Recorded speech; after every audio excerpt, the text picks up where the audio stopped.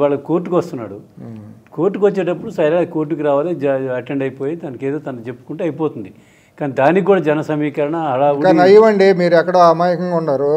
ఆ షెడ్యూల్ విడుదల చేశారు, ఏ నిమిషానికి ఎక్కడ దిగుతారు, ఏ టైం టీ తాగుతారు, ఏ టైంకి బాత్రూమ్కి వెళ్తారని. ముఖ్యమంత్రి ప్రధానమంత్రి విఐపి షెడ్యూల్ లాగా ఉంటానని కాదు. ఇదేనండి ఇంకా నయ్యం. వాళ్ళు చేసింది ఏంటంటే ఎయిర్పోర్ట్కి జడ్జిని రమ్మన్లా అటెండెన్స్ వేయించుకోవడానికి. ఆ పరిస్థితి కూడా వస్తుంది. వచ్చిన ఆశ్చర్యం లేదు. జడ్జిని ఎయిర్పోర్ట్కి రమ్మని మేము ఆటోగ్రాఫ్ ఇస్తాం, సంతకం తీసుకెళ్ళండి, వచ్చి మా అటెండెన్స్ వేయించుకున్నాను అనలేదు.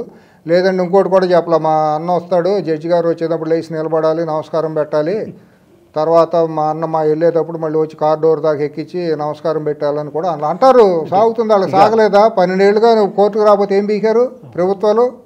ఇట్టాగా అంటారు రేపు. చేతకాని ప్రభుత్వాలు, అసమర్థ ప్రభుత్వాలు, ఎక్కడున్నామో తెలియట్లా, ప్రజాస్వామ్యంలో ఉన్నామా అని. వడ్డీ వెంకటేశ్వరరావు, శంకర వెంకటేశ్వరరావు కోర్టులు ఇటువంటి అనుమతులు ఇస్తాయా? ఇటువంటి రాయితీలు ఇస్తాయా? విచారణ జరగకుండా ఇటువంటి రాయితీలు ఇస్తాయా? ఇంకెవరికైనా ఇచ్చారా ప్రపంచంలో? ఎవరికి లేదు. ఏం చేతకాని ప్రభుత్వం అనుకోవాలా? ఎక్కడ ఉన్నాం అనుకోవాలి? ప్రజాస్వామ్యంలో ఉన్నావా? చట్టాలు మనకైనా వాళ్ళ అందరికీ కాదా? ఏంది ఇది? ఎవరు అసమర్థత? మోడీ అసమర్థత కాదా? అమిత్ షా అసమర్థత కాదా? ఏంది ఇది అంతా? ఎక్కడ పోతున్నాం? చట్టాలు కొందరికి చుట్టాలైపోతున్నాయి. ఏం మాట్లాడాలంటే సిగ్గుచేటు. నాకే అసహ్యం. ఇప్పుడు వెళ్ళి ఇంటికి వెళ్ళి ఫినాయిల్తో నోరు కడుక్కోవాల్సి వస్తుంది ఇటువంటి విషయాలు మాట్లాడితే. రోత పడుతుంది తినడానికి కూడా.